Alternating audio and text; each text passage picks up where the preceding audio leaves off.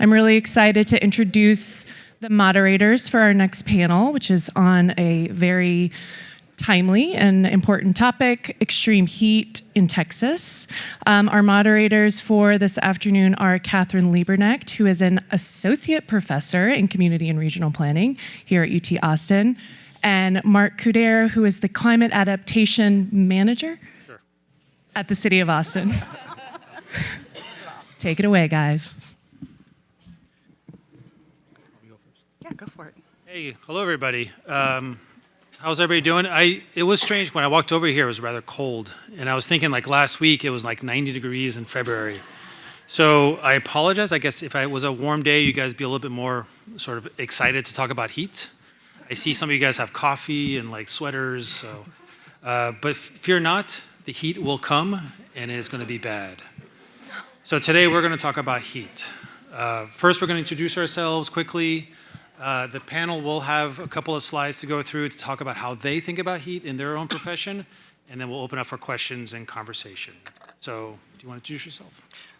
Sure. Oh, that sounds like it's on. Heidi gave us a quick intro, but it's really great to see everyone, and I really appreciate how many people have come from off campus that I've been running into over the past couple days. I know it's not easy to get to UTs, but it's really wonderful to see community members as well as students and faculty and researchers and staff from our university. So welcome.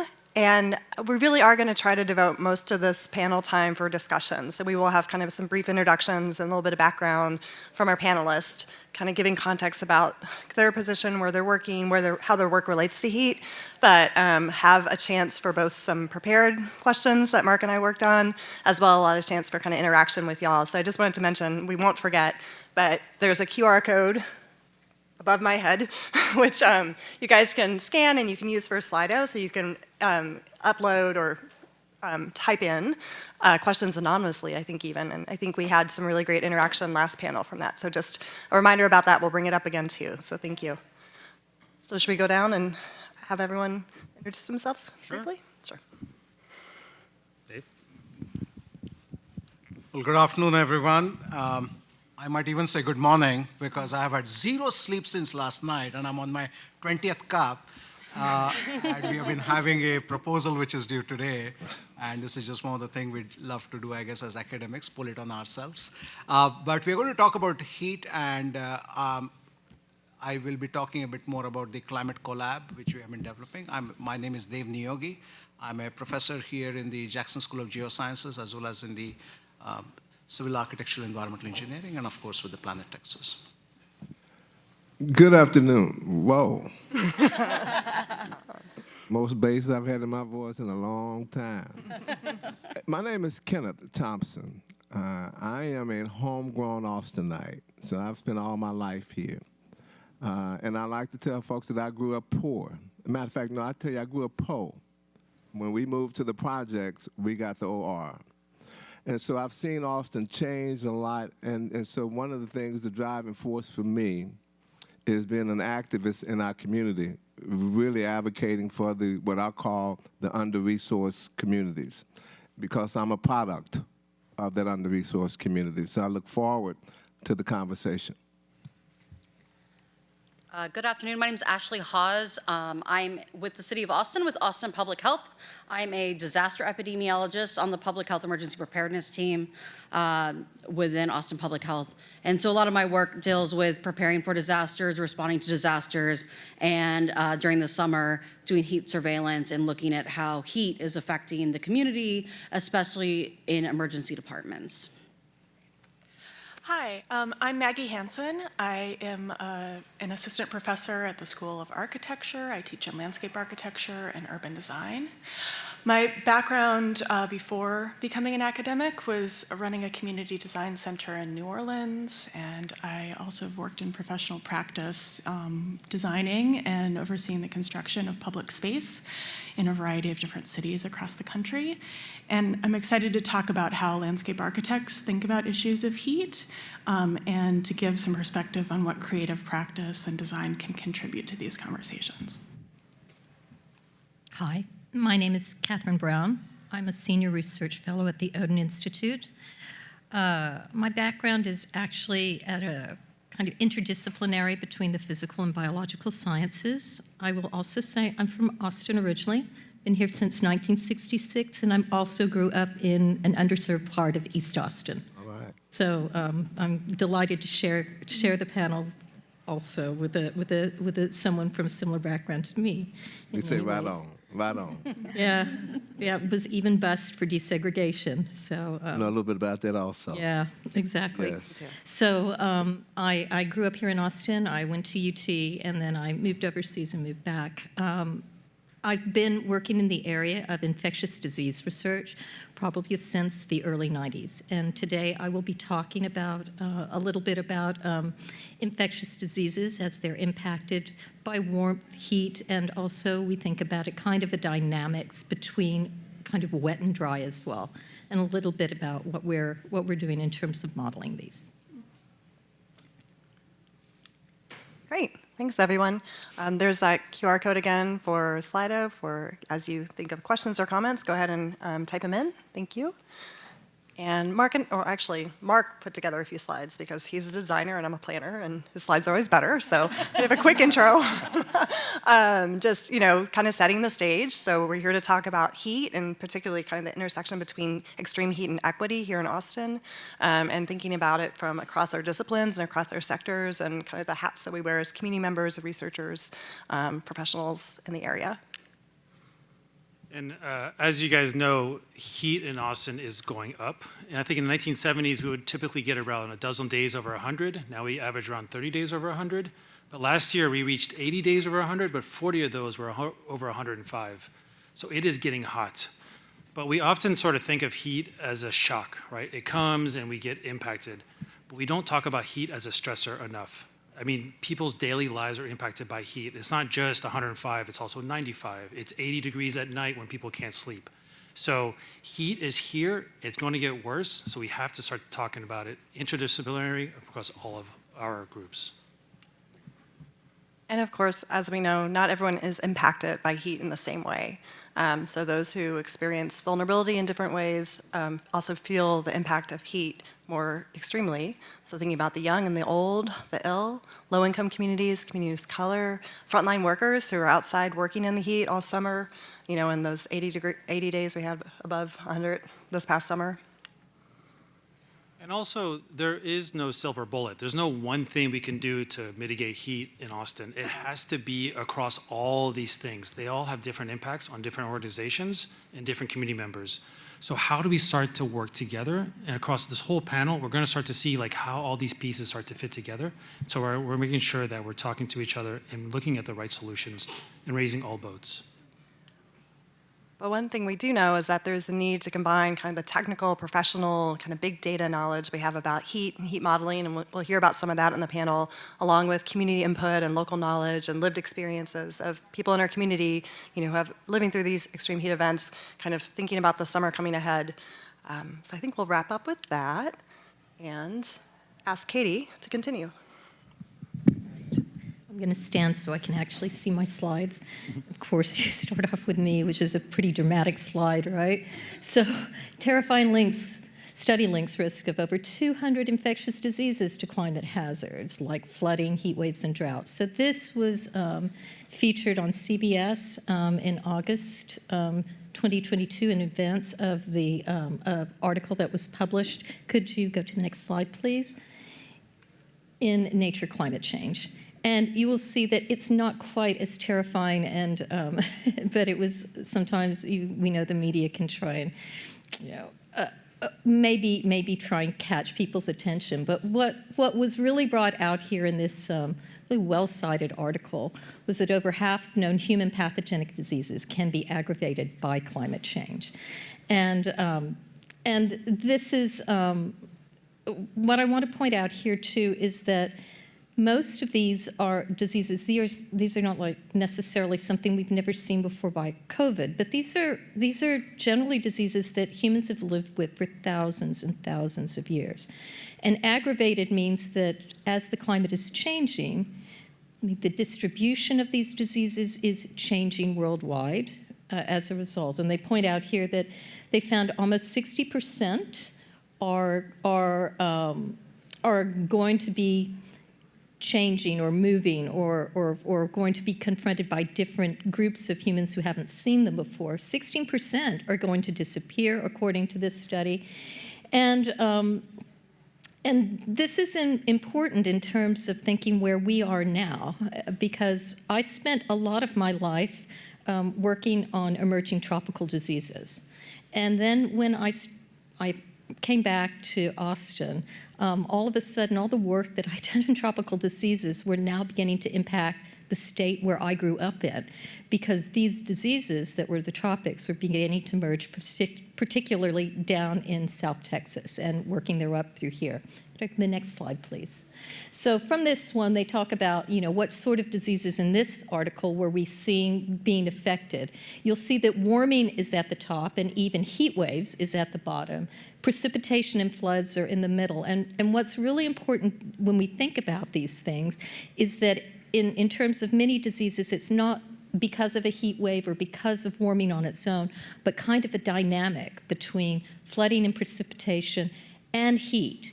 And these dynamics can change the distribution of these. And of course, the ones that we see most affected by tend to be viral and bacterial diseases, which can be, with the exception of direct contact, and this is an important point, most of these diseases are contacted through, I would call environmentally contacted diseases. So you can get it not from person to person, but from an insect bite, from contact with the water, the soil, the air, or in some cases even foodborne diseases. So not necessarily person-to-person spread. Next slide, please. So according to the CDC, it says our risk, so now risk for infectious diseases is increasing because of climate change. And some of these diseases we're not as familiar with, like Lyme disease here in Texas, although it is in Texas, and some ticks. West Nile virus, very much familiar for people here living in Austin. We're one of the West Nile virus is something that's monitored. We, excuse me, and something that people have become more and more familiar with, certainly from public health status, but Central Texas for sure. And you'll notice the last sentence, to understand climate change impact, it's important to look at some of the common ways these diseases are spread. Mosquito and tick bites, contact with animals, fungi, and water, very common. Next slide, please. So what should we do? We should keep calm and be prepared. And that is a big message here. So it's not here, these diseases are not something I feel that and I've worked in also biothreat agents in the past as well, which many exist in our environment too. Not something that one should feel fear about necessarily, but kind of realize that, as I said, humans have lived around these diseases successfully for years.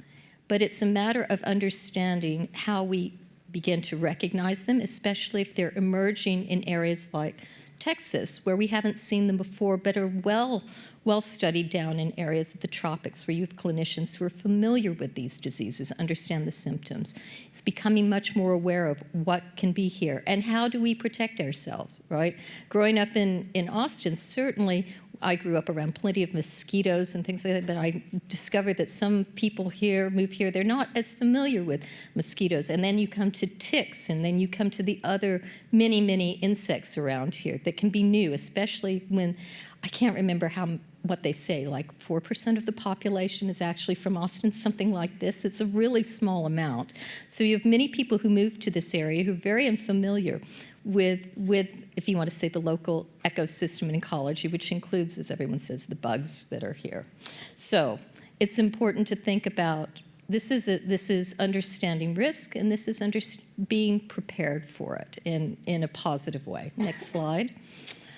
So how are we supposed to do that in terms of where research goes? And I took this from the National Academies, and because it was really kind of a good way to look at sort of what we should be doing. One is to better understand how factors such as temperature, humidity affect pathogen spread and survival. And in the context of extreme heat, we think of often extreme heat in terms of humans.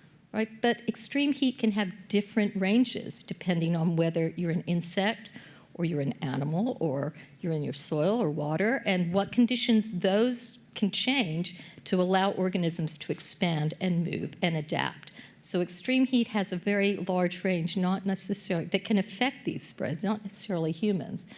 We can understand, of course, better understand how these ecological changes and changes in human behavior also affect how disease spread. That can go anything from urbanization to how humans react and move under conditions both of extreme heat as well as flooding, but this also affects where diseases move and where diseases can be contacted. People can contract diseases.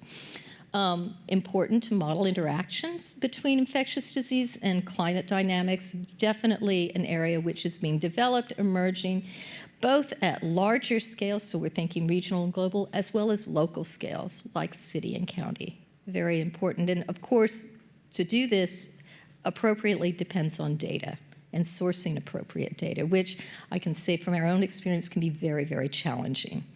And then we want to, as I said, be prepared, identify effective and efficient interventions. We want to reduce the risk because at the moment, as far as we know, the climate is going to continue to warm. So there's no stopping this, but we can stopping in a very, if you want to say global sense, the way diseases spread. They know no borders. They know they're going to move, but we can be better prepared if we can have foresight, so we can see what's coming, and we can learn from other areas who are already coping with these diseases. And my last slide is simply to highlight work that ongoing in our group.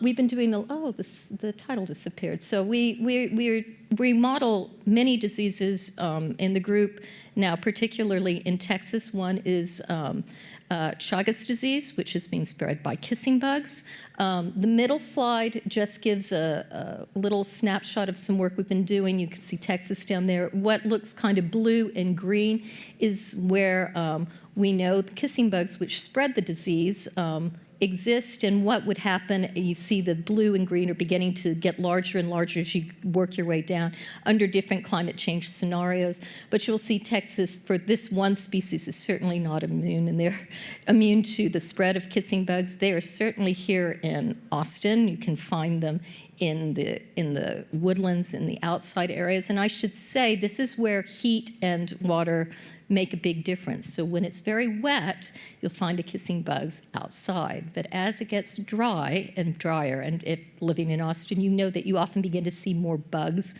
moving inside your home, seeking water. And so this is where your chance of getting in contact with a kissing bug and other insects can change, because these insects will be searching for water. So moving indoors is certain. And it's interesting, when I've talked about this abroad, people will say, wow, so people think about it as a disease in South America, where you'll find it in palapas or adobe homes where they can exist in all of their development states. And I said, no, we find them in our garages, in our basements. It's not quite the same. So it's understanding that that you have to put it in the context of the local area. I want to shout out, so we also work with an artist, Julia Switset, who is here in the audience. There she is, who's been also helping us create images that can be part of our ability to communicate this information. In addition to this, she's done several other local bugs that you can find in Texas, as well as Madison Russ, who spoke yesterday, who's doing also the flood modeling side. So we're trying to integrate all this information together. And all of us will be around at the talk cluster tomorrow. Madison will be showing this at the visualization. So a shout out to that for anyone who wants to come by. If you don't get enough today, you can find us there to talk, and we'll speak more about this there too. Thank you. Thanks, Katie.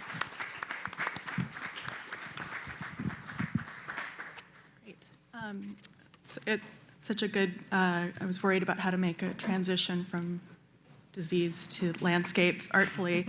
But I wanted to start and introduce the questions of landscape architecture first by talking about the issues that I introduced to first-year landscape architecture students, which is that part of our job as designers and creative practitioners is to give voice and often image to the systems that are treated as invisible in the environment around us in order to stand up for them and in order to have robust conversations about them.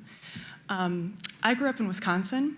I suffer from shade blindness.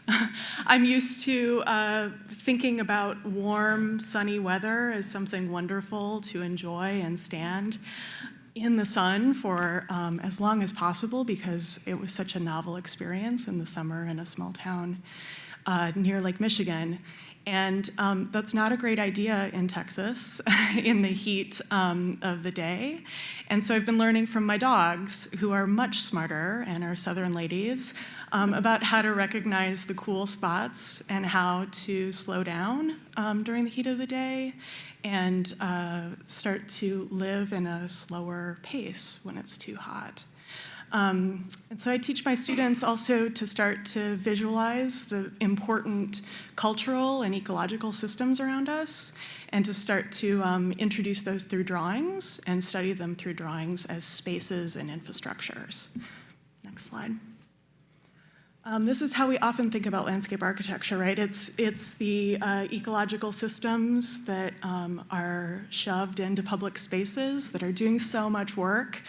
And we can think about them in terms of a robust number of environmental services. The previous panel talked about these in terms of water. They also are capturing carbon, they're removing air pollutants, all that have amplifying effects for heat. Trees are incredible and so much more robust than the best technologies that we can invent as human beings, right? And they're working through the soil, capturing water and slowly releasing it into the air. They're supporting plant communities and a robust plant life. Plants create habitats that then are more comfortable for other species and other plants and for human beings. So they're so important as a way of informing the way that we build spaces for human occupation and enjoyment. These are just two projects in Texas that I love. We'll go to the next slide. But plants are also living. They need space, just like we do. And we start to inhibit the growth and effectiveness of plants to create that comfortable environment through the other things that we prioritize instead, right? Paving, hard soils, not so much space for roots, utility lines. These are all starting to cut into a shade infrastructure and cooling spaces. Next slide. I'm inspired by some of the infrastructures of relief that we have here in Austin. I think it's incredible that there are 40 pools in the city, and that those are spaces that were created with an idea of cooling in mind. And thinking about how we, as landscape architects, as imaginers of a future city, can start to think about other infrastructures of relief that might take up large and small spaces across the neighborhoods of the city, and also how we can better maintain and care for the ones that we have. Think about them as robust, healthy, and vibrant living spaces for human beings and for the other species that share the city with us. Next slide.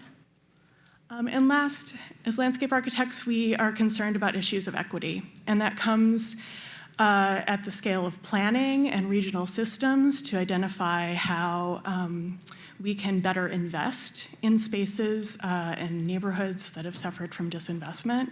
How can we be thoughtful about building in those spaces of relief in communities that don't have them or are the most vulnerable?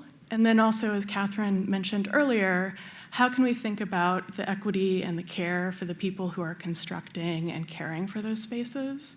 One of the emerging conversations in landscape architecture right now is recognition that the most dangerous and deadly jobs in the US are those associated with building our cities and caring for them.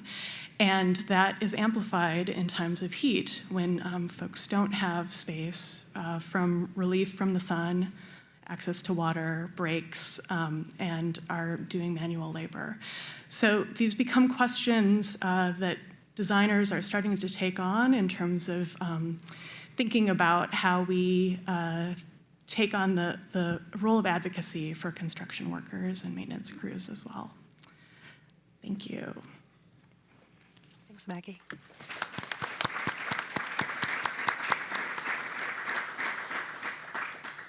I don't have any slides. Part of this is because it was too much to put on a couple slides, and some of it just turns into graphs and charts, and it's not always a great story, as I've learned over time.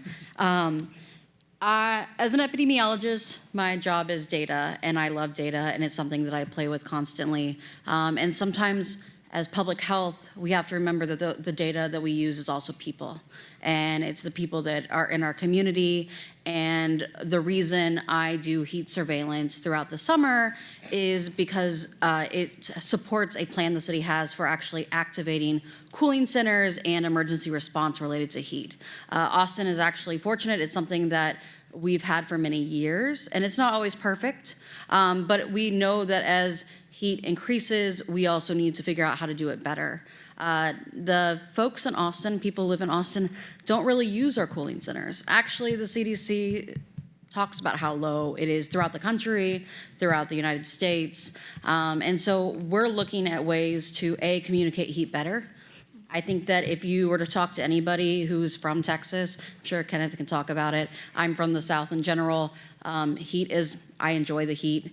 Heat's not a big deal to me. Yeah, it's gonna get hot, whatever. You go inside into your air conditioning, you go to the pool, you go to the river, and you have adaptations that you've already made in your life because you're used to it and you grew up there. But Austin has so many people moving here internationally who are not used to it. And that's where we're seeing the increase of the impact, along with the fact that it's just getting hotter longer. And so we might have been used to a couple days 100, you go to your AC, and then now that's running it, that's causing economic costs and other ways that are very affecting our community in so many ways, especially those that have lower resources in general. One of the things that we're working in public health is, and luckily it's kind of cool to hear how things connect, and you don't necessarily realize that before you get on a panel, is One Health. And that's the connection between people, animals, and the environment. And traditionally, epidemiologists, we look at people, disease, and time, and like people, place, and time. And so this is just looking at it in a different way, and how can we connect it to solve some of the problems and make public health interventions. Just for some data insights, I do emergency department surveillance. So what that is I have a system that's pretty neat. Some really fancy people at Johns Hopkins developed it, and it does math daily, and it tells me, pulls data from the hospital visits, tells me all the information about it, and I can look at trends in our community. This can be from outbreaks, this can be increase in flu, and then during the summer, it's heat. Traditionally in Austin, we have the hot day comes, we have one giant spike, and then everyone's like, oh yeah, I remember about heat, I know what to do, and then it goes down again. Last summer, we basically had spikes the whole summer. Everybody was kind of like, what do I do? And I think that's also a tale of the change of Austin and the city itself, but also it was terrible last summer. We have trouble quantifying that. What does an ED visit, one single emergency department visit, look like for the population itself? They've done this slightly for foodborne illness, which is something that everyone eats, hopefully, different varieties, different quantities, different types of food. But for every one emergency department visit related to like foodborne illness, they say there's 50 people who are sick of some sort of foodborne illness. So if we apply this to heat, which heat is all different sorts of relativity, similar to what food is, that would have been 79,000 instances of heat-related illness someone in the city throughout Austin. That might have been multiple people getting sick multiple times, because once you've had it once, you're more likely to be prone to it. But I think that sometimes we see these like single numbers and we don't realize the actual effects. You talk to the single stories, but you don't see how it reflects in our whole community. And that's something we struggle with public health, but also being able to talk about it and making sure that people talk about it and participating in things like this help us connect to make sure that we can share that more. Also, heat's defined differently throughout the country. In Austin, we do heat advisories. We talk to the National Weather Service quite often, and For like a heat advisory, it's 103 Fahrenheit heat index or 108 degree Fahrenheit temperature. So whenever you get the things and it's like, it's heat advisory today, that's what that means. That's already, in some parts of the country, there's people, they're in emergency, they've been in there since like it hit 92. But here we don't, and we're looking and actually working with the National Weather Service to see if maybe we need to change that and lower it, because although we're complacent to heat, it doesn't mean the new people coming, it doesn't mean that our bodies are adapting the same way, and maybe there's a better way to message and like tell people that, hey, this is dangerous. To compound upon that, 66% of the deaths that we have in Austin, and this is mostly from 2019 to 2022, actually occurred at 100 degree Fahrenheit heat index, which is both temperature and humidity together. 66% of those were above 100 degree Fahrenheit heat index. So if we're not even alerting people until it hits 103, where is the gap and what are we missing and how can we do better? And so that's what we're working on. We know it's going to take time, as mentioned already, that like diseases are spreading too. So we're dealing with West Nile virus while this is out there. We're looking at also people go swimming more. So how is it affecting drowning and the rates and the contact with swimming? How is this affecting like how we respond as a city, what we do to respond, and how are we speaking the same language? And so a lot of this is ongoing and it's not quick. Public health is slow. Public health is forgotten about except for the COVID pandemic and everyone knew who we were. I've never spoken to so many people who actually knew what I did for a job. Before that, everyone thought I worked with skin. And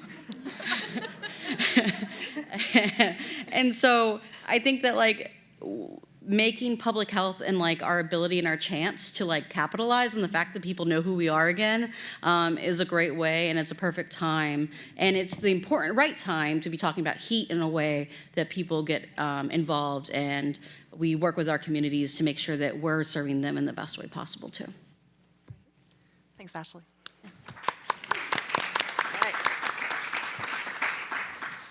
When I think about heat, you know, the first time that I've ever experienced central air is when I was 19 years old, when I moved out of my mother's, when I moved out of the projects. And so when we think about heat and we think about this marginalized community that most people want to advocate for, right? Well, I've been one of those individuals. And we know that more people die from heat than almost anything. And so when I learned that I was going to be on this panel, one of the first things that I did is, with this lived experience that I have, I went back to the neighborhoods and to some people who was impacted by heat. Because I said, I want you to tell me your story, not my story, but tell me how this heat has impacted you. And what I found out quickly is that this heat problem that we have, it's not one-dimensional. Mm-hmm. The individuals that I started talking with about how heat impacted them really started talking to me about how heat has impacted their families. And how this, when marginalized communities are impacted by an event such as the heat of 2023, the cascading episodes that take place in these families. See, we see the homeless, and as collectively as a community, we respond and try to find places for them, and we do. But it's the ones that we don't see that struggles, that end up maybe at some point end up homeless because of the cascading events of something like heat. And what I mean by this, and I was talking to a friend over in Givens Park, and he said, Mr. Thompson, it's not these people out here that I'm worried about. It is the grandmother around the corner who's living in a place that now she has to decide, right? What does she do? Does she pay her bills, all right? Which now, when you running your electricity, you're in a neighborhood or in a housing community where you don't have the same installation. And so your electricity bill goes up more significantly than others. And now when you start talking about the ripple effect, now Does she have family members that can help offset that cost? And then what does that do for that marginal family that does not have those resources? We like to talk about mental health, right? But can you imagine what it's like to be in a hot box? A hot box, right? And not only be in a hot box, but then also know that you're in a hot financial box. What choices do you start? How do you sleep? How do you function, right? When those are your top priorities in terms of your quality of life.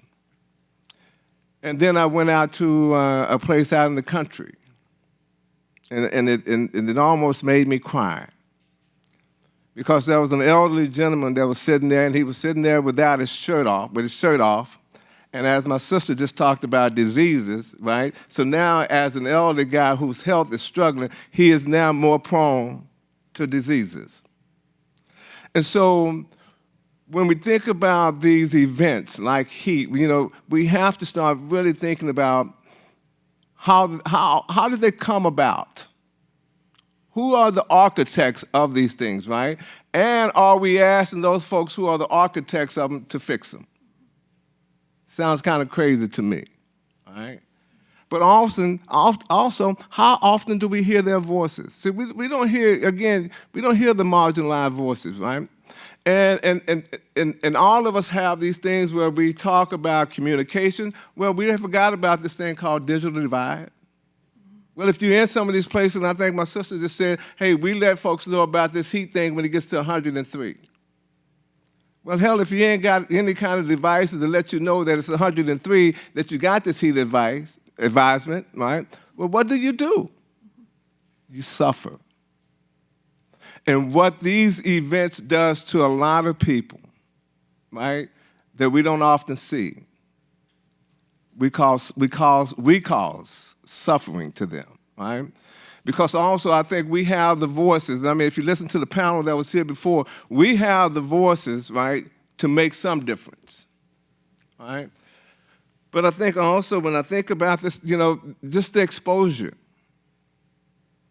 Again, I don't know what it's like any longer to try to sleep at 95 degrees.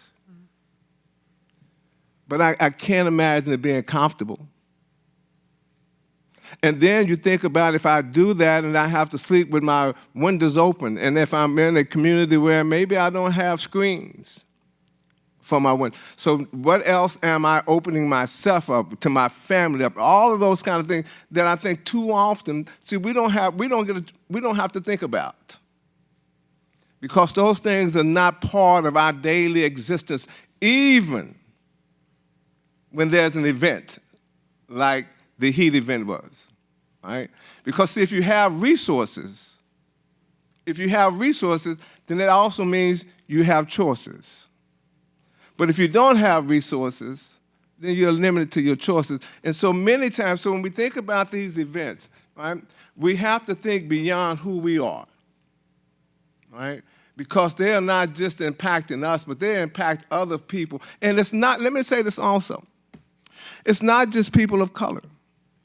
Right? When I got into this business, I was the chair of the African American Quality of Life Advisory Commission. And I thought about the most precious, what I consider the most precious commodity that we have in our society, and that was our senior citizens. How do we use this natural energy that we have, that we talk about? Right? How do we use it for them? To make sure that their existence, their quality of life, right, is maintained. And you learn in this thing also when you just think about capitalism, and sometimes, sadly, some folks are expendable. And usually the individuals who are expendable are the ones who don't have access to capital. And you think about, and I think, you was talking about the heat, over how many days we've had the heat wave. I mean, I think it was over 30 days.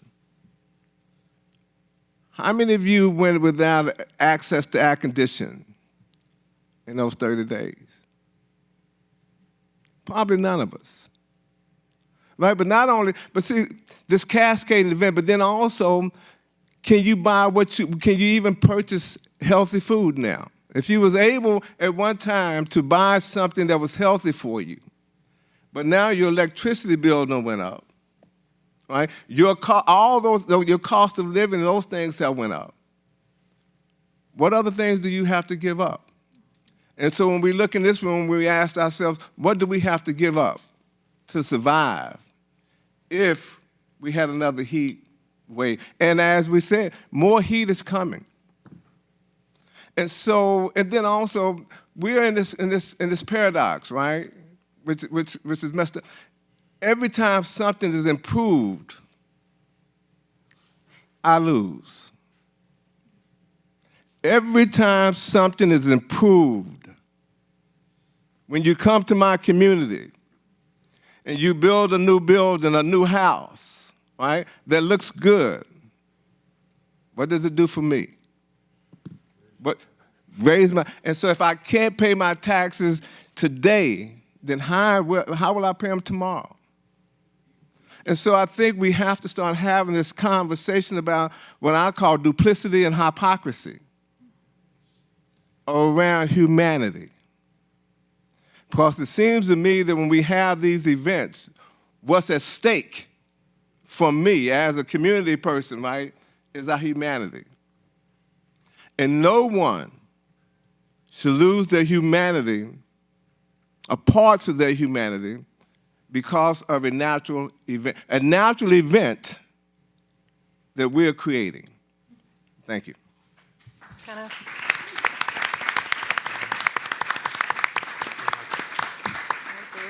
Well, I think that was as wise as I could ever have wished to be, but I definitely won't be able to. So I'm just going to say everything that Kenneth said, and maybe stop there, but I'm a professor, so I need to keep talking. This was very fascinating. I mean, you heard Ashley Hawes talk about a precision with data, 103 degree Fahrenheit of temperature, 108 degree heat index. And I was thinking, where do they get that data from in deciding that this is 103? And clearly those numbers are important, right? Because at 102, you're not in a heat wave. At 103.5, you are in a heat wave. So something magical happens when you cross a certain threshold.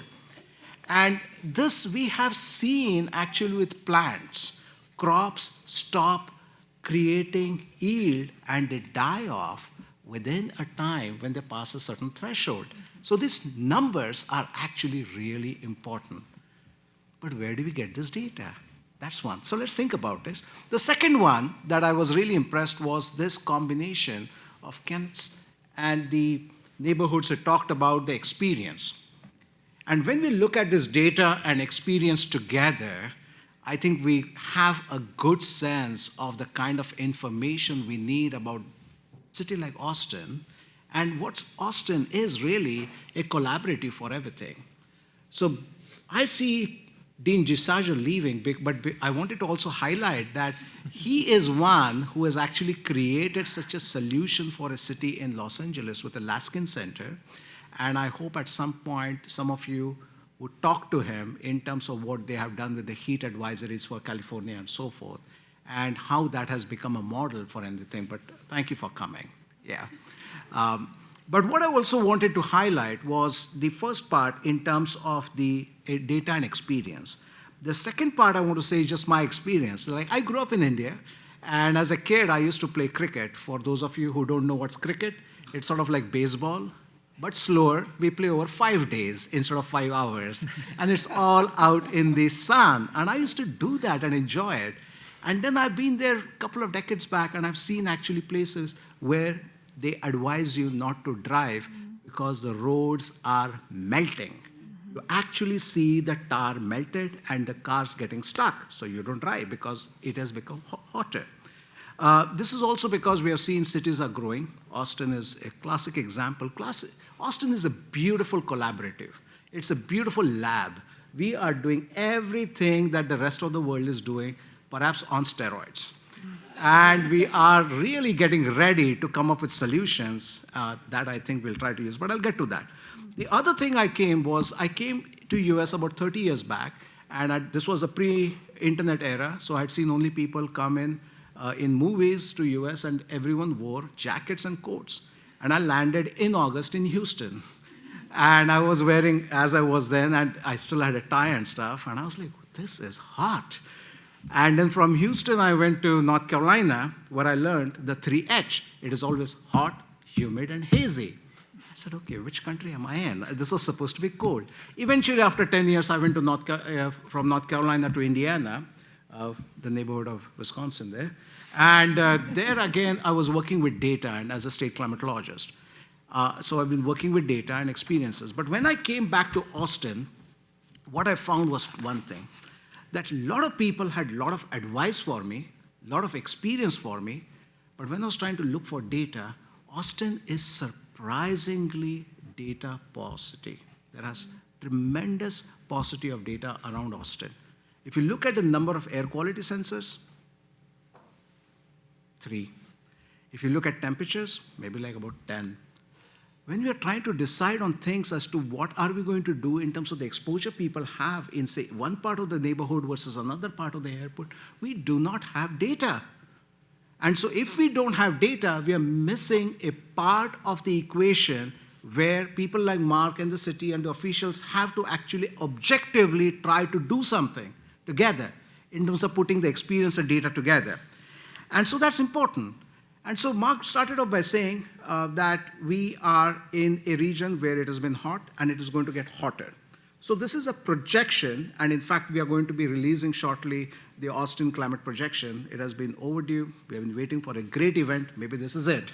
And so that's in the future. But there's another part of that climate data which we don't often talk about, and that's in space. Not just in time, but in space. Much of the information we have is at a global scale. Much of the information we have is at a very large scale. And when people who want to do landscape, or when they want to impact on heat, or they want to talk to neighbors about what you want to do, you need data in your neighborhood, in your backyard. And how do you create this data in your backyard is one of the challenges that we have been working with. And then given the fact that you can pull this data together, and you have people with these experiences, how do we then all tie this together and work with city, the community, the academia, and then try to come up with solutions? And the solutions work best when they're grounded locally. I mean, I'm all for climate mitigation, carbon reduction, but the reality is the results from that are going to probably come 50, 70, 80, 100 years from now. And we must do that. But the problem is also now. And so for the now problem, we need people who do climate adaptation and climate adaptation managers like Marc, who can come up with localized solutions now. So what I want to highlight is very quickly on my slide, if I may, is what we have been doing with regards to this collaborative and what we have been doing with the thing. So thank you. So local solutions, and maybe I should stand because I need to see what we have put together. Do you want to take my mic? So we're talking about climate solutions, the local data sets and local experiences, and that's where we come up with community experiences. We want to hear, we value that, we create local tools, and then this will go in terms of tree mapping, downscale, and so forth. I'll show you what that means. If you go to the next slide, please. And so here's what we have created, a thermal scape of Austin, the UT Austin, and the city of Austin, where everywhere across the city, we now have data every 2 meters, whoa. With regards to the warmer colors there, telling you where it is hot, and the bluer colors going in terms of cooler temperatures. So you see something obvious. Where you have trees, it is cooler. Yeah. Never knew that, apparently. But what this also does is it helps us find out across the city, where do you have places which are unusually hot? Where do you have places where we have to perhaps prioritize bus shelters that have something that people can stand in if it's hot? Where do you want to change your transportation and so forth? So looking at these visual patterns where we are looking AI and some of the data set from different sources, we now start becoming from without data to a good problem, too much data. And then working with people and trying to see what we do with it. Go to the next slide, please. In case that video was not working, I wanted you to see that, but thank you. Go ahead. So what we have been doing, we have been working with the city in trying to come up with local solutions. One of which is, as I said, tree planting, and trees are great, but they also require water, and they also take many years before they actually become functional. So you need to have some, in addition to these nature-based solutions, some engineering solutions. One of which is what people have been trying with regards to putting white pavements. Maybe if there is some reflective coating on the pavements, it might reduce the heat. But there's also the aspect of it. What if it gives me a glare when I'm driving and I can't see the road? And that's a perception that may or may not happen. But we need data again, so we have been working with the city and trying to get that kind of data set. Next slide, please. And the biggest one, I think what we have created, Austin can be proud that we are the first city that has created a city climate collaborative. And this is where the community, the city, the academia try pulling all this together in a very formal way, where the city of Austin supported this initiative, the University of Texas supported the initiative, and we have community participating, where we come up with this local data set, local experiences, and then trying to see what kind of things the city can use in making really experience plus data-based decisions for what we need for our city. So I think that's my last slide, and I'll stop there, but I just want to say that I'm looking forward to all the discussions. Thanks.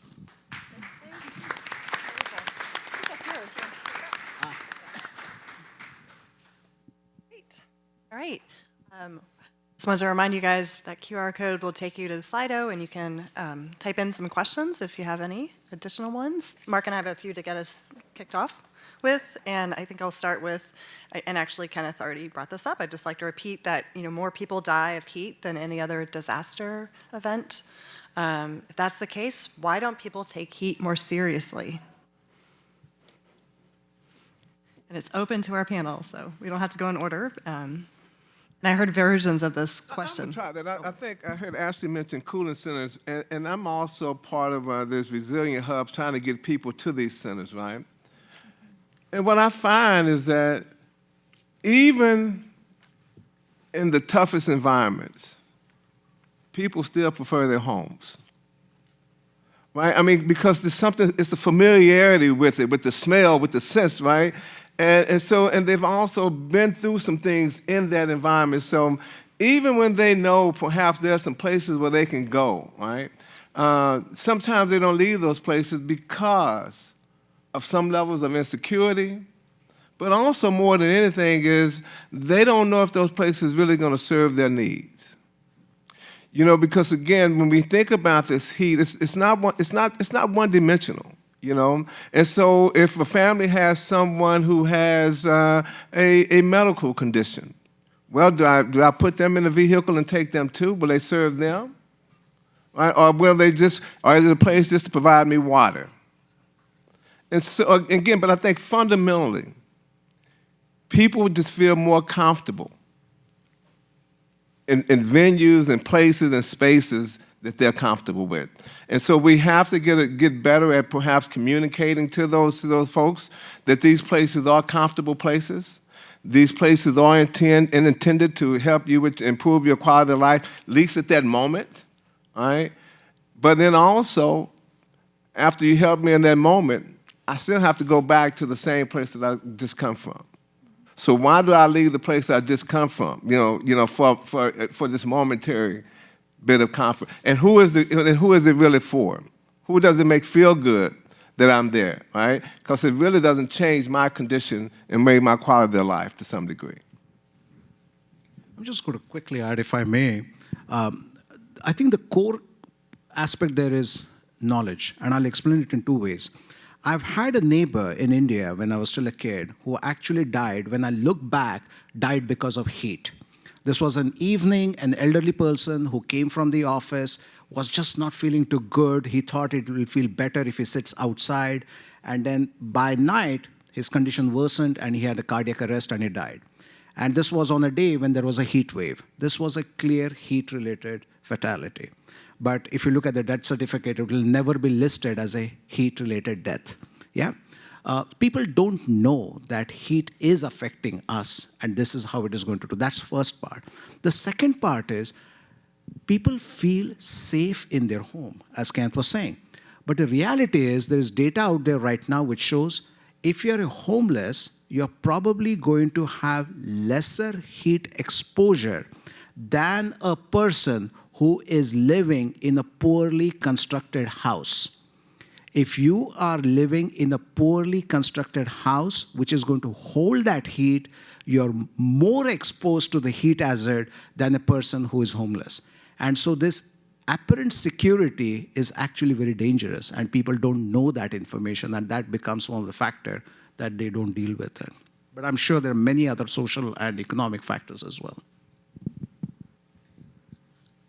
When we have conversations about heat, a lot of the times it's people can't, if you ask somebody what heat looks like, they can't describe it. And so even if you ask someone else what Santa Claus looks like, they can describe Santa Claus even if they've never seen it. But people have never seen heat, and when you look at it and talk about it, they don't know how to describe it either. It's a feeling, it's a fever, it's being red in the face, but it's really difficult for people to relate to heat until they're deep in the experience. In Austin, a lot of our emergency department visits, which is what I can mostly speak on, are related to actually a surprising number, or not surprising number, are at parks. And I think that in Austin, people don't realize something when they're going out exercising and working out, they're actually might be experiencing heat-related illness of some sort because it feels like exertion from exercise. This is not my plea to not exercise, because that's opposite of public health, but to do it safely. And so I think that, like, for a lot of the illnesses that we see, it's people, especially in 2020, it was people at parks, because that's where you could go. You could be outside. And we were like, why is this happening? And it's because they could go outside and be safe there. And people go for runs, and they don't realize that they're not hot because they're going for a run or they're walking vigorously. They're hot because it is hot and their body is feeling that exposure. On top of that, even though we code deaths, and like I could tell you that unfortunately last summer we had over 30 deaths, which is one of the most we've ever had in Austin from heat exposure alone. And we're fortunate to have a medical examiner who codes deaths and death certificates that are responsible, like, and related to. It's really difficult from a data perspective to say, was that heart attack related to heat when the person is at a hospital and the doctor only knows the heart attack? And so we don't know what we don't know, and that's one of the large things that we see too, and that's why it's difficult to quantify it, even on a local level, that effect. In a heat wave where they don't have air conditioning, in a large swath of locations like the big cities up north and like Chicago, and famously their heat wave, they could say that was related to heat because it's something that they were like, oh no, and it was actually an emergency. Where here, we talk about it as an emergency, but it's very difficult to have somebody understand. And it's because, like I said, we grew up here, or you're complacent and we're used to it, it'll go away, no big deal. And I think that that's one of the things that people here don't necessarily take it as seriously because of that. And then also it's just heat. It's not cancer. Like, it's fine. And you not understanding what those feelings are and how quickly it can multiply and how often you are exposed to it can make you more prone in sickness. And so I think that it's something that even educating healthcare providers and getting more messaging out about that is something that we have a long way to go for, and we're working on, but speaking that language and sharing it. And we know even from surveys that we've done, people don't want to go, even when we talk about emergency shelters, they don't want to go to an emergency shelter, they're going to go to their friend's house. And so how do you get the message, especially from a government perspective where sometimes we are limited in our capacity capacity to do that work and spread the messaging. But then how do we make it the most effective way then possible, and rally to support the communities that do need it? So I would think that not necessarily they're not taking it seriously, but they don't know that it is heat. Yeah. I'm going to read a quick question from online. Okay. Here they say, oh, where'd it go? They're coming in fast and furious. Oh, there they are. They say departments, but let's just say organizations, tend to be siloed. What adjustments need to be made to adapt to the new threats that come with extreme heat? I would put it a little bit differently, like so far, we've realized we're all going to die, right? You said all these really scary things, like Because it's entropy. Don't think about it, death. It's entropy. yes, that's right. How do we collectively adapt, or how do we collectively think about what's going to come, and what are some potential solutions? Like, how do we work together to make sure people are safe? And I want to put one more thing in there. Each heat death is preventable, right? So how do we work collectively to make sure that less people are impacted by heat?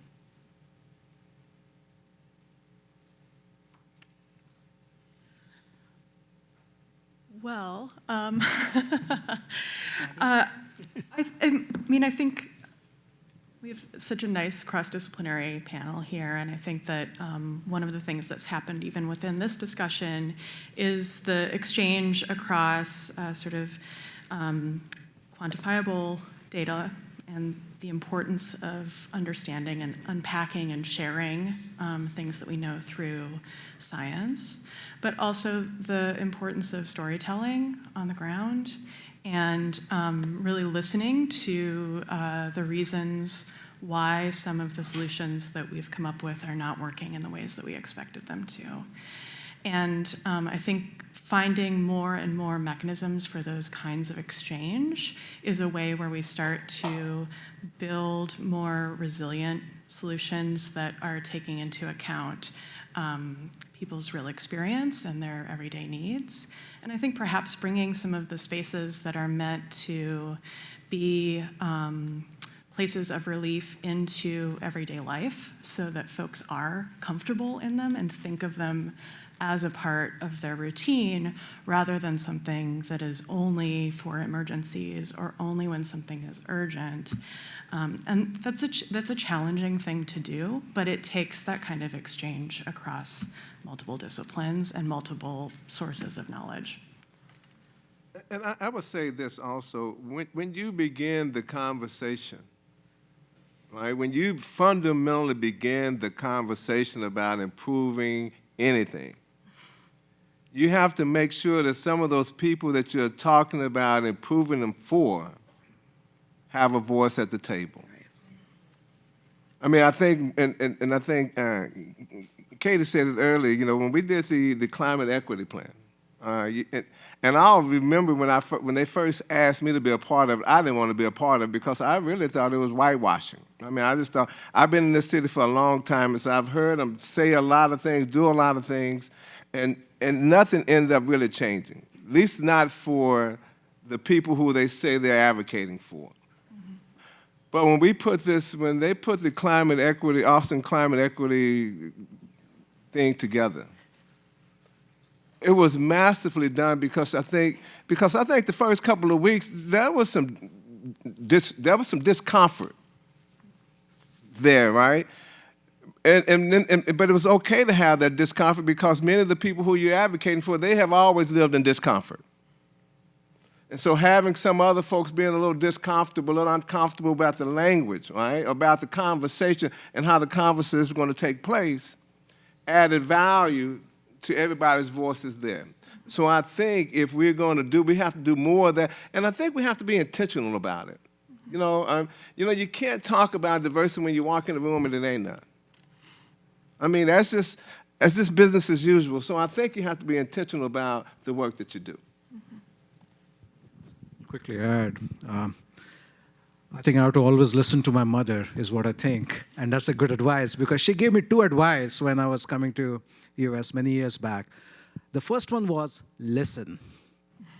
Just listen. If you listen to people, you will know what to do. And if you listen to the community, if you listen to people around, I think that's where we are going to get solutions. And that's, I think, one of the first things. The second thing she told me was, don't try to be smart, just be okay.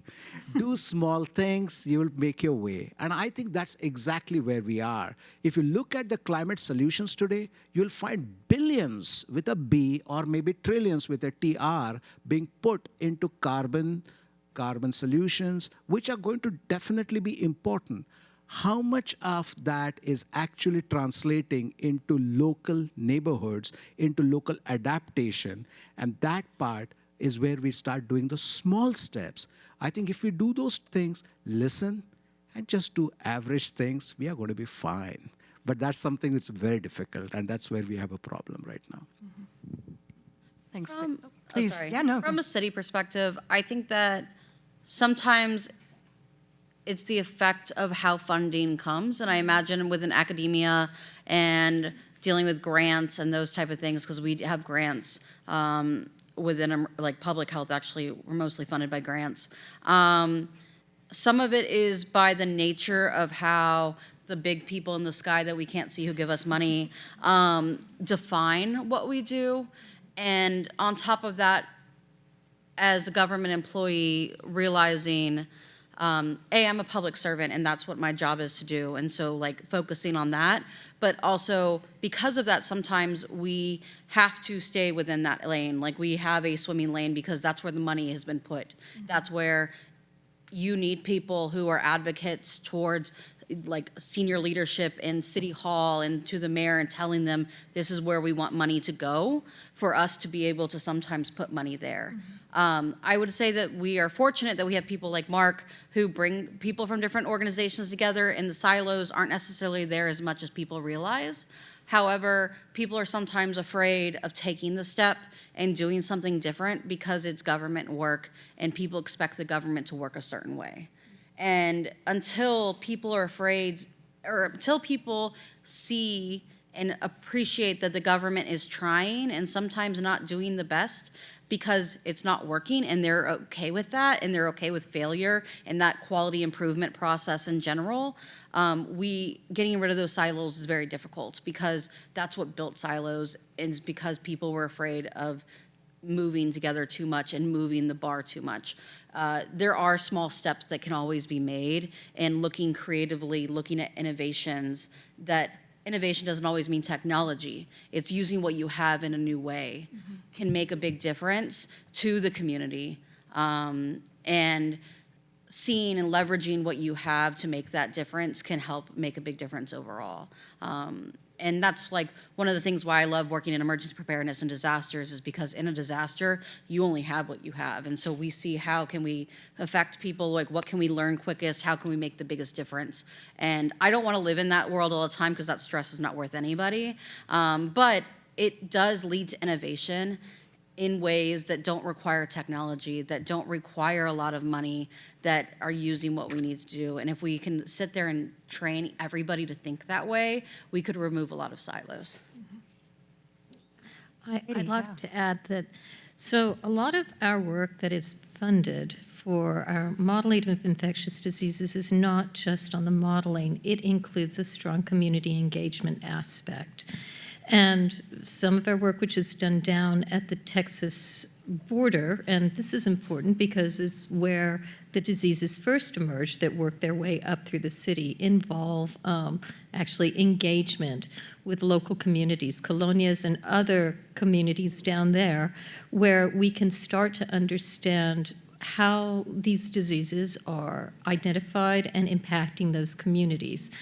And I would like to add also, it's also part of the work that we do is also trying to understand how we communicate what can look like very complicated scientific information at different levels, whether it means to, and especially with infectious diseases, because it can come across as very fearful and scary. And I talked about trying to embrace things and thinking about where we disseminate this information, how we disseminate it, what language we disseminate it in.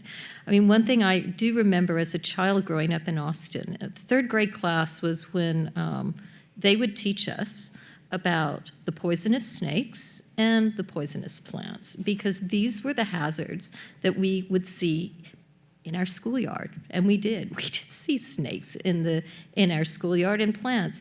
And now we have to think about different hazards, but certainly more engagement within the schools, within communities and churches. And there are lots of ways one can do this, I say with infectious diseases, but with heat in general. And so, it can only make our ability to make our models and our communication much more rich, much more effective, and much more efficient. Thanks, Katie. I'm going to present kind of a framing question we had and then kind of fill out the details with all these wonderful questions coming in from the audience that kind of touch on it. So Marc and I were just kind of thinking about, what does extreme heat preparedness and adaptation look like across disciplines, across sectors, which we're kind of moving the conversation that way. And then from the audience, we've got some interest in specifically urban heat island impacts and cascading effects from that. Wondering about simple solutions. Do we overlook kind of the simple things? Are they underinvested in? Shade, trees, kind of public pools, some of the things Maggie was touching on earlier. There was one, oh yes, someone had the suggestion of how about equipping our cultural institutions? So in addition to all the work the city is doing with the resilience hubs, giving the example of in New Orleans, during a heat event that was over 100 degrees, several of the museums opened up and were free to the public, which was funded by a foundation just to get people in to kind of cool areas, but maybe they felt more comfortable there. So just kind of some ideas to kind of pepper the conversation with.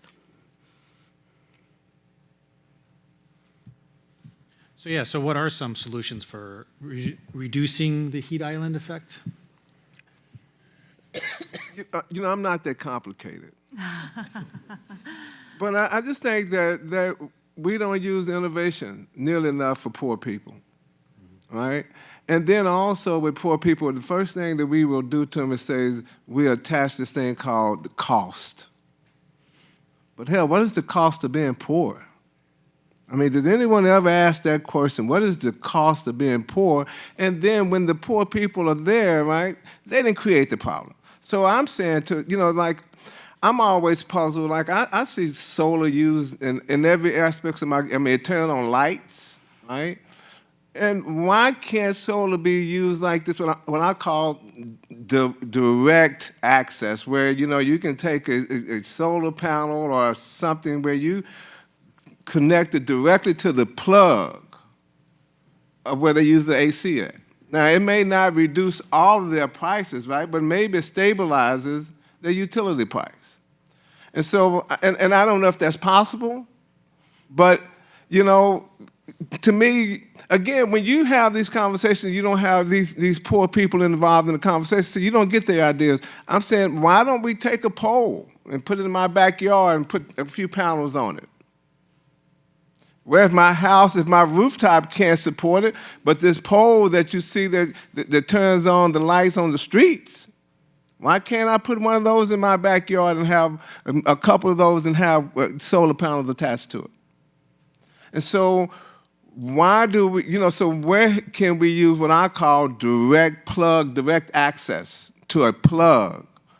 Again, it may not reduce all of my electricity bills, but it may moderate my electricity bill. Because if my air conditioning unit is what's driving the cost, then let's attach something that maybe lower that part of my bill. I think in design we think about the experience of a place being shaped by the physical conditions, the policy frameworks that are regulating what we can and can't do, and then also the human practices of that place. And we can think about approaches to heat within those three different categories, right? There's we're going to reduce the electricity bill by planting some trees in strategic places. I think being mindful of how those intersect with the ways that people are using areas of their neighborhood so that they're not inhibiting some activities, but also are supporting the activities that already happen there. Thinking about the physical and planted environment as being multi-level, that we're not just turf and trees, but we also have layers of grasses and shrubs and things that are creating landscape rooms that you feel immersed in and enclosed in, and that are supporting one another in terms of regulating plant life habitat. But then also, how do we start to think about how we might live a little bit differently? That we maintain those spaces and invest in the money that is caring for the plants that we plant, but we also start to think about our expectations of what quality of life is. That perhaps we shift some activities towards cooler times of day, and we create spaces that are facilitating that feel safe and feel comfortable. Are there other creative solutions to thinking about the rhythm of life that acknowledges that there's times of year that are very, very hot, and there are times of year that are much more inhabitable and can be conducive to outdoor activities? And I think we can look at the built environment also as a way of asking questions about our culture and what we value and what's prioritized and what's given space and who is given space to be comfortable. From public health, especially emergency response, we're looking at what other places are doing. One of the great examples is Maricopa County, where Phoenix is. Like I mentioned, sometimes we're limited in funding as government entities, but Maricopa County actually has a great partnership with organizations that are trusted, because trust is something that's important in everything that you do.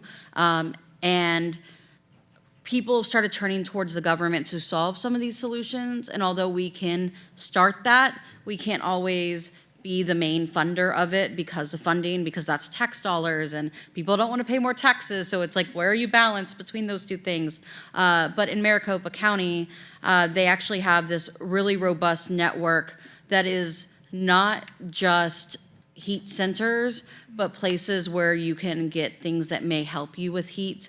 And they work with like the Salvation Army and United Way to pass out not just fans, but like sometimes cooler clothing. And they accept that from donations from the community itself. America's kind of changed to the point where a lot of it's individualistic, and a lot of the solutions we think about when we look at our community as a whole could be solved if we think about ourselves as part of that community, and that every person in that community is important. And I think that the way they've moved towards it is a really robust, and we can make small steps there.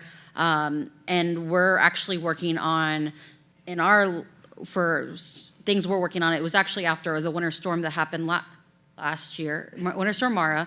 There's so many of them now, unfortunately.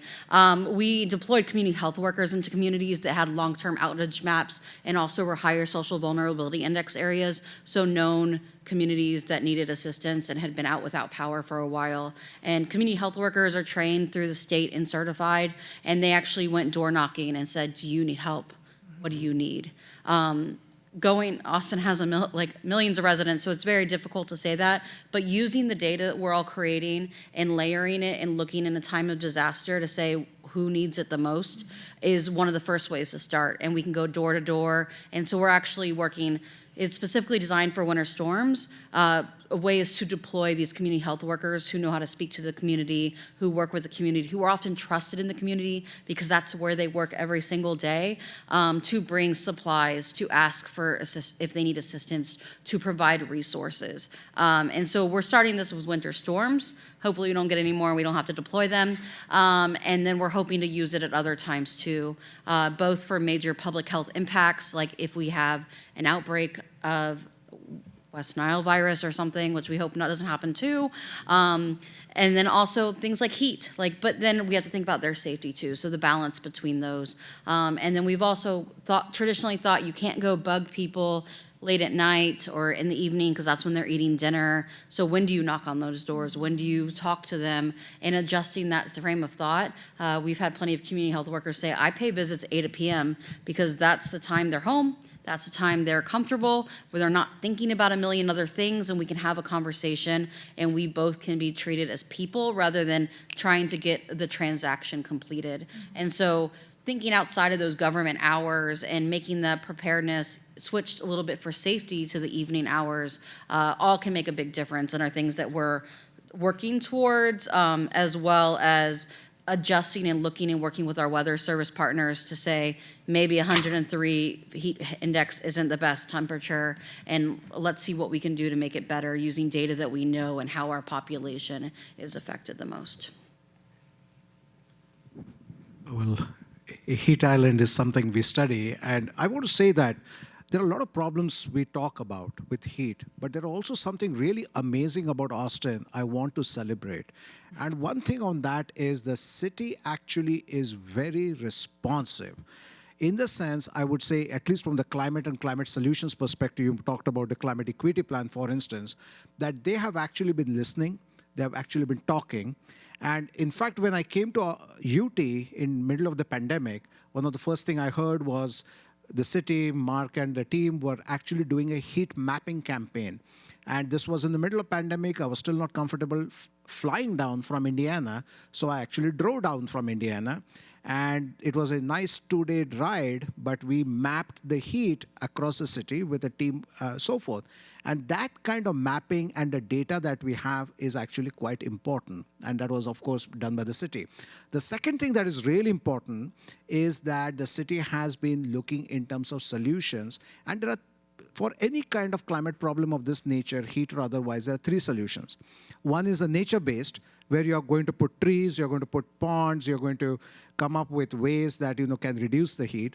The second is engineering-based, in which you're going to look at housing which needs some retrofitting, like solar panels to provide energy, or roofs which might change, and you need to prioritize that. And the third is a policy solution, where you are actually going to design whether we should be having housing with black roof, whether we should be having housing which does not account for a point when the 2 days your temperature will go below freezing and your pipes will start bursting.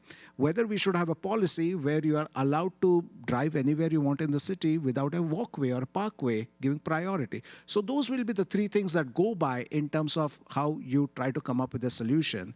And what is at core of it is 2 things again: data and people who are willing to listen and do something with it.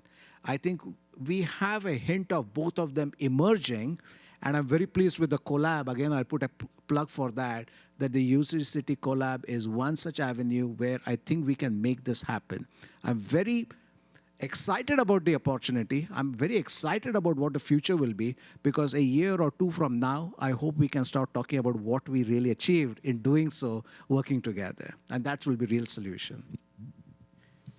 I can add one thing to follow on with this, which follows on the nature-based solutions. So nature-based solutions are also incredibly good solutions for controlling things like mosquitoes.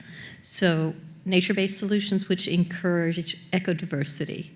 So especially if you look along the rivers here and you can maintain your green corridors, then you create a diverse environment which encourages all those birds and everything else that can keep things like mosquito populations down, which is another way of doing it. So it's not just, I'm not saying it's not just the trees and the ponds, but you want to create an environment where you can keep that diversity and encourage that diversity, because we all benefit. And it's not surprising. If you look at, for example, we look at sort of the West Nile, where West Nile is monitored throughout, and you will see that when it does occur, it's in the mosquito burdens which are showing are in the less eco-diverse parts of the city, i.e. the more developed parts as opposed to the less developed parts, because where you have a more diverse and eco-diverse, you have the natural ability to control pests or control mosquitoes. So again, thought along those lines is it benefits everybody. I have a question that's very self-serving. And I'm also going to try to connect this panel to the last panel. When we did the work with you and Gauss and Vamos Austin to understand what's happening in the community around heat, a lot of our work was focused on outside, like trees and sidewalks, and very much like what we've been talking about, like urban design pieces.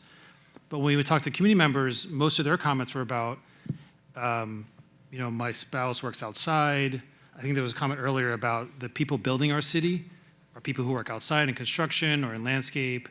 And people would say they're coming home with headaches, they're nauseous, they're not responding, or their kids won't go outside because it's too hot, so they stay indoors on their tablets. This seems a little bit outside the scope of the city. What can we do to help in that, maybe as a city or as a community? And the second question is, where are we getting stuck? Like, we have all these solutions and we know there's a problem, where are we getting stuck? Simple question. Right. How about it?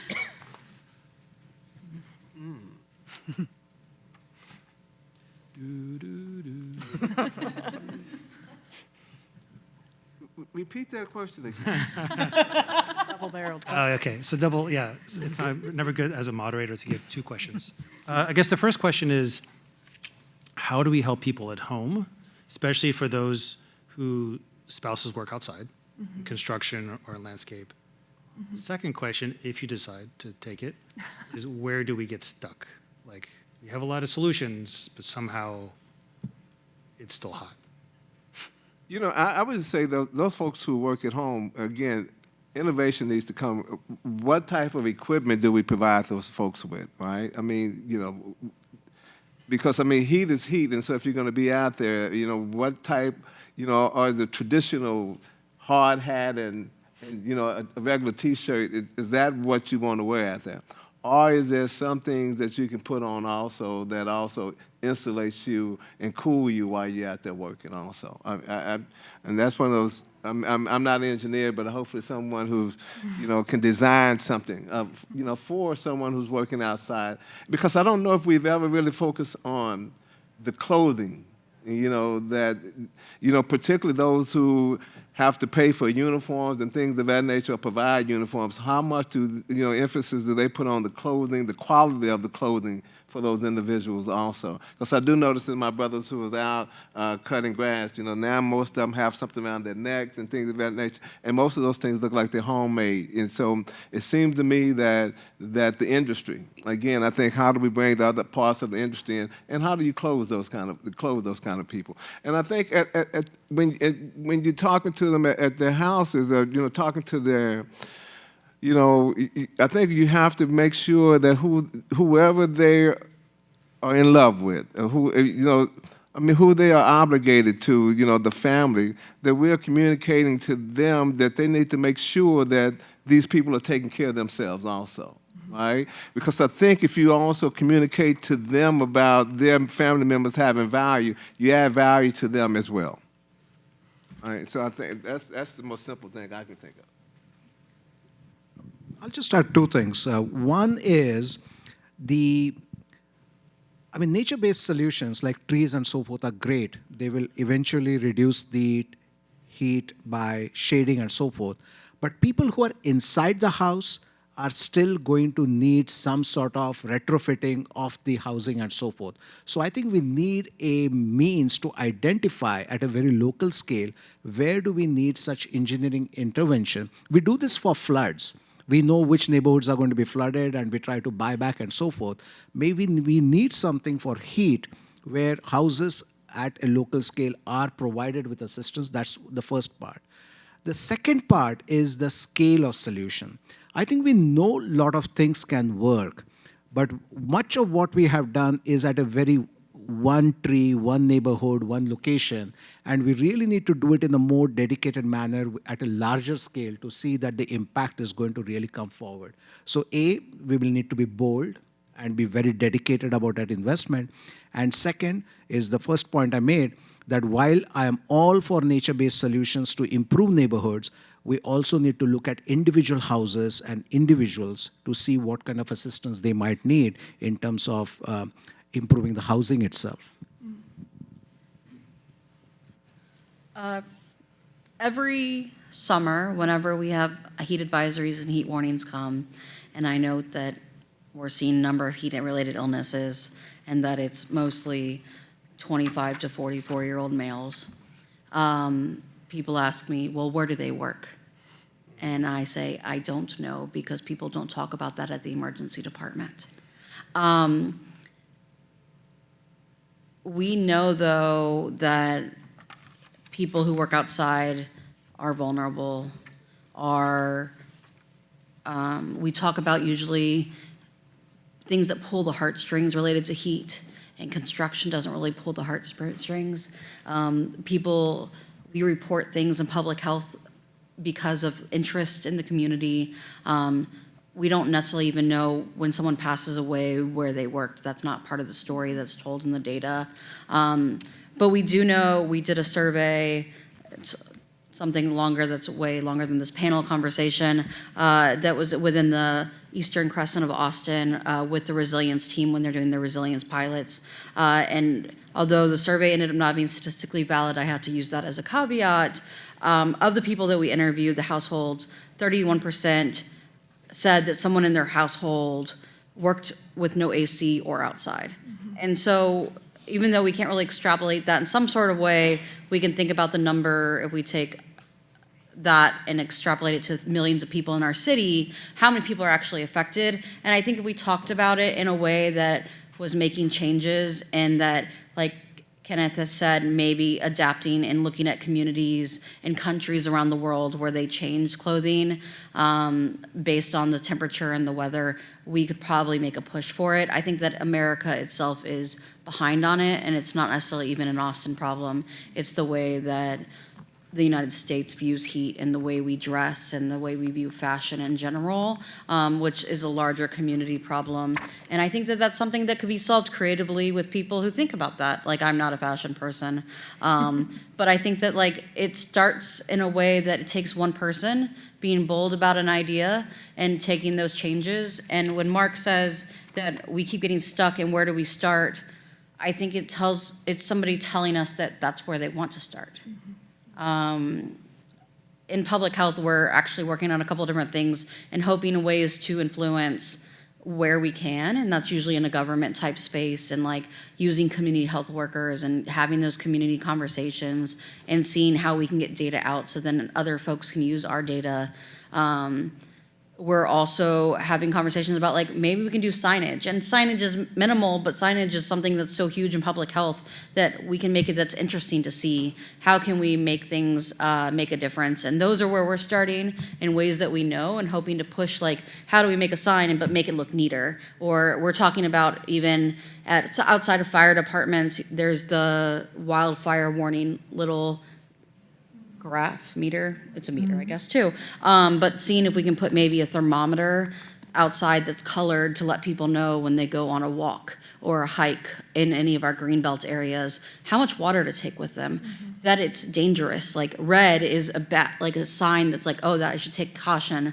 And so maybe using something like that that is low cost and easy to start as a small win, and then expanding that out into other communities. Because if someone's not gonna, a sign's only good as for those people who see it.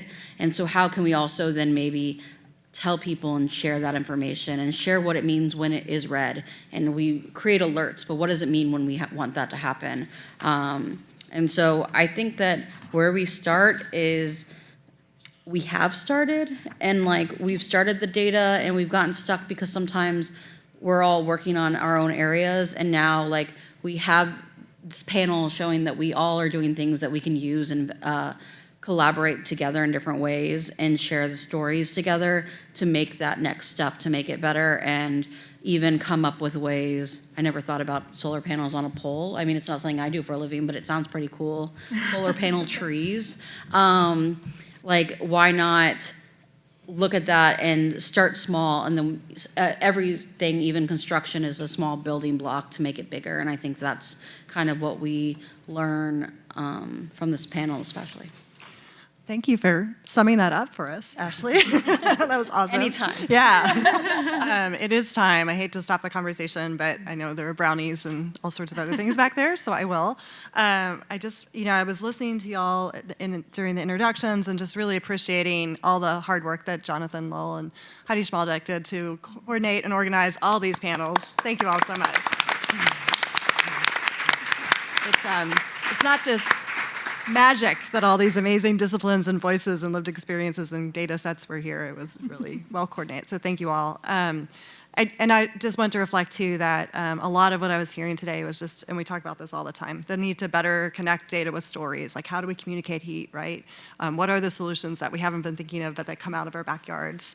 And this is self-serving, but I do want to thank Planet Texas 2050 in general, because that is what we're trying to do, right? Kind of work across disciplines, work at the university, but into communities with communities at the same time in this kind of solutions-driven work. And I know there's a lot more work to do, but I also want to celebrate that a lot of great ideas are mentioned in this conversation, lots of really great, I don't know if you guys can access these questions, but there are a lot of amazing questions here that maybe we can share out in another way.